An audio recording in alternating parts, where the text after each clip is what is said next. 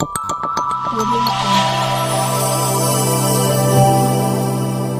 Jungle. إن الحمد لله نحمده ونستعينه ونستغفره ونعوذ بالله من شرور أنفسنا ومن سيئات أعمالنا ما يهده الله فلا مضل له ومن يضلل فلا هادي له أشهد أن لا إله إلا الله وأشهد أن محمدا عبده ورسوله الحمد لله وكفى والصلاة على عباده الذين اصطفى أحمد بعد adúpẹ́ fún Ọlọ́run ọba Allah ọba tó dá wa tó ń bọ̀ wá tó sì dá wa lójú pé òun ni ó pa wá abẹ́ Ọlọ́run Allah náà kó má bínú sí wa kó gba gbogbo ń tá bá ń ṣe lẹ́sìn lọ́wọ́ wa kó yọ̀fẹ́ inú kù nínú gbogbo ń tá bá máa ṣe la hawla wala quwwata illa billah. Jàmáà àwẹ̀ Ramadan ń bọ̀ láàárín àwẹ̀ Ramadan tèsí àti tọdún yìí oríṣiríṣi nǹkan ló ti ṣẹlẹ̀ tí ó ṣe mọ́ fẹnu sọ. A ti go through a lot of things lórí ẹ̀sìn ni o, lórí personalities ni o, oríṣiríṣi nǹkan láti go through tí ó sì fẹnu sọ tó dẹ̀ jẹ́ pé kò ní bámu tó ká jẹ́ kí irú ẹ̀ tún bá wà wọnú Ramadan míì tó ń bọ̀ yìí kò bámu tó àfi ká ṣàtúnṣe lórí ẹ̀. Tàbá la fẹ́ ṣàtúnṣe àbá à ń sọ̀rọ̀ Ọlọ́run àbí à ń pèpè sójú ọ̀nà tọ́lọ́run tàbá ń rá burú táwọn èèyàn ṣe tàbá rí dáadáa náà tí wọ́n ṣe náà ó yẹ ká lè sọ nípa dáadáa wọn náà. Òun ni ó jẹ́ kémi sọ̀rọ̀ lọ bí àwọn nǹkan kan tẹ́mi ti ń observe láti bí ijọ́ mẹ́ta. Káwá fúnra ní last Ramadan tó ṣẹlẹ̀ àwọn ọ̀rọ̀ kan ṣẹlẹ̀ gan tó boomerang tó fẹ́ balẹ̀ jẹ́ kó bọ̀nà jẹ́ lórí ọ̀rọ̀ bàbá wa Sheikh Sulaiman Farouk Oníkìjìpá kọlọ́n járí bàbá pẹ́ lórí dáadáa kọlọ́n bá ní fẹ̀mí wọn lẹ̀ àti gbà àtàgbà ọlọ́mọdà kankan rú mọ́ bàbá lọ́wọ́ àtàwọn àfáà yòókù náà la hawla wala quwwata illa billah. Gbogbo àkọ́kọ́ kí kọ́kọ́ clear hair gbogbo àwa tá à ń sọ̀rọ̀ tá à ń gbárata lórí pé wọ́n fẹnu kan ẹni tá a pè ní bàbá wa ẹni tá a pè láfà wa àgbà ẹni tá a pè ní róòmọdé wa ẹ ṣe wá máa kàn wá lábùkù táwa lánú lẹ táwa máa ní kó kàn wá irọ́ o àní gbárù ẹ̀ so láti bí ọdún kan láti ń bátò pẹ̀lú ẹ̀ but oríṣiríṣi call láti gbà oríṣiríṣi messages láti gbà lọ́dọ̀ àwọn olólùfẹ́ wa tó fẹ́ wa dénú ṣùgbọ́n àwọn Yorùbá wọ́n ní pé bá ti ṣe là wí ẹnìkan yàn náà lòdì. Mo wá jókòó mo wá ronú ẹ rí pé lẹ́nujọ́ mẹ́ta yóò ti wá gbóná jẹ́jẹ́ láàrin mi àtàkìm wọ́n fà lótì. Kí ló dé fà á? Torí àwọn ọ̀rọ̀ tó ti sọ sẹ́yìn ni. Tẹ bá dẹ̀ tún fura ẹ rí pé mi ń gbé tutù rárá fọkùnrin tó ń pè ní Jackman yẹn. Kí ló fà á? Torí àwọn ìbàjẹ́ tó ti fẹnu ẹ̀ sọ sẹ́yìn. So gbogbo àwọn kan yẹn a fẹ́ kọ̀ wàláì gbogbo ń tẹ́rí tá a ṣe wàláì àìṣọ́ ọmọ burúkú wàláì àdẹ̀ kì í ṣe àṣà. Àkọ́kọ́ ni pé nígbà tá a pe bàbá Oníkìjìpá ní róòmọdé wa tó jẹ́ pé àwọn ni bàbá wa àwọn ni mẹ́tọ̀ wa tá a dẹ̀ bá wọn níbi jàgídíjàgan rí. Wá ìtawọ̀ mọ̀ sí jàgídíjàgan. Àwọn ẹ̀yin olólùfẹ́ òdodo ni mo fẹ́ kẹ́ mọ́ tẹ̀lé wa o. Àwọn èèyàn kan mọ̀ wípé àwọn ti wọ́nà ẹ̀ wọ́n ti wallahi tallahi kò sí anybody tó wọ́nà mi. Mo fi Ọlọ́run bá búra kò dẹ̀ sí anybody tó fọlọ́pàá threaten mi. Wallahi summa uqsimu billah. Mo kàn ronú lọ wájú mo ronú lẹ́yìn mo dẹ̀ ráwọn kankan tí màá pinpoint tẹ́ gbò. Mo á rò pé Ramadan tún bọ̀ àfi ká túnra wá sí. Tó bá yẹ pé lóòótọ́ ọ̀rọ̀ ẹ̀sìn là ń bára wa fà.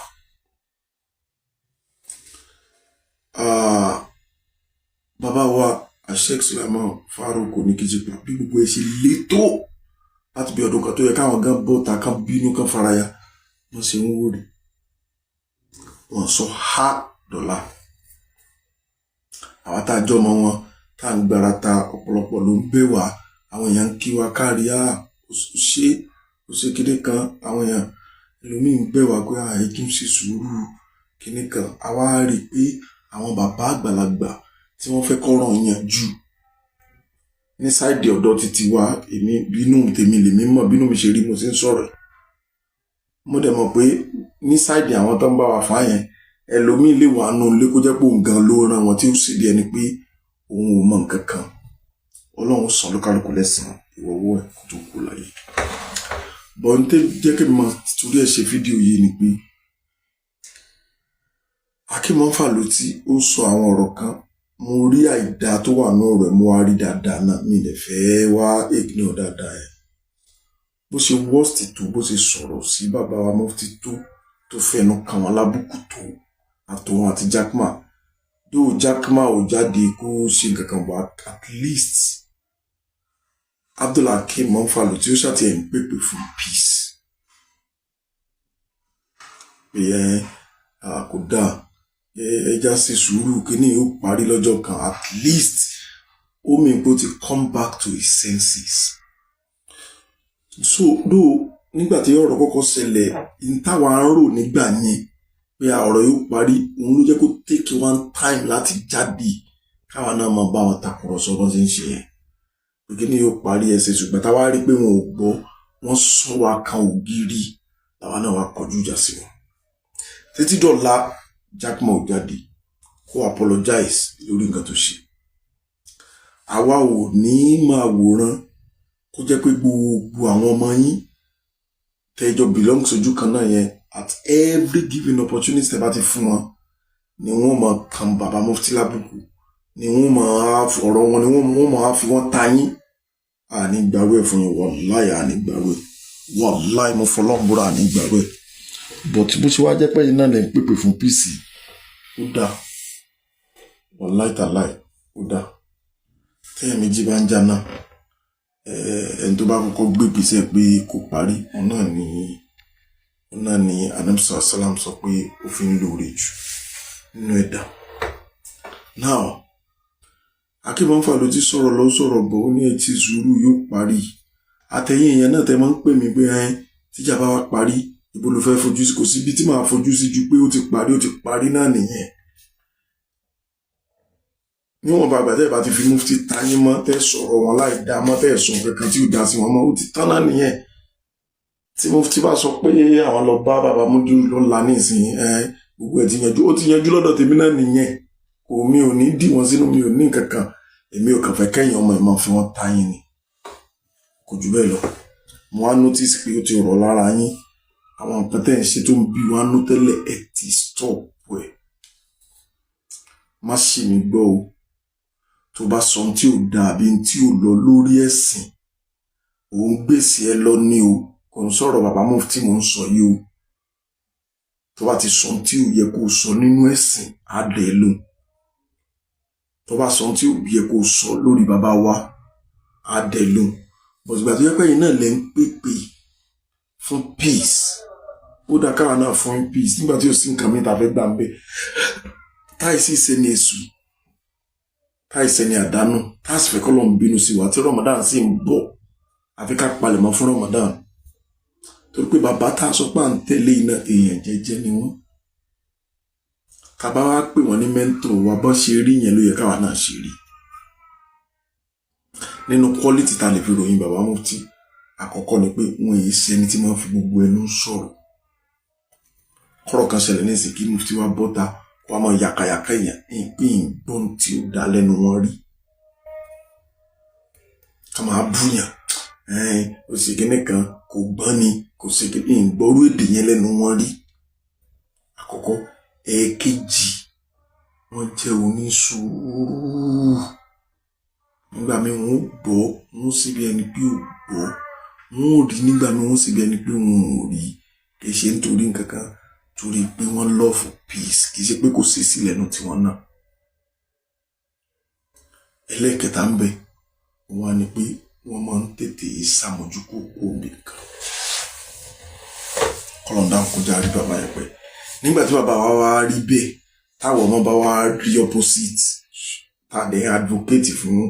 Islam ṣe wà pé kó ìyẹn ò bá lọ so kọ́lọ́wọ́n bá lè kí ọlá kó má dùn wọn ńlá dá gbogbo tá à ń ṣe